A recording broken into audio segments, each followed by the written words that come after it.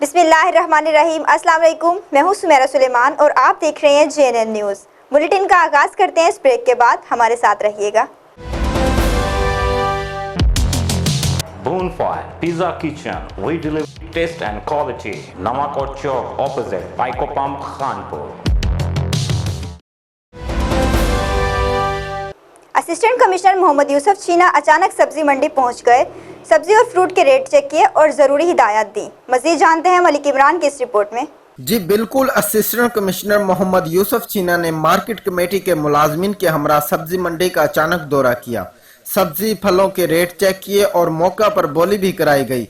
Assistant commissioner Yusuf चीना ने कहा, सब्जी और फलों के रेट सरकारी नर्क से ज्यादा फरोख्त करने वालों के खिलाफ सख्त कार्रवाई एक्शन में लाई जाएगी और खुद साख्ता महंगाई करने वालों के खिलाफ कार्रवाई की जाएगी और इंशाल्लाह शहरियों को हर मुमकिन सहूलत दी जाएगी। जी बहुत शुक्रिया मलिक इमरान। तफसीलात से आगाह करने के लिए मजीद खबरों और अपडेट्स के लिए देखते रहिए JNN न्यूज़।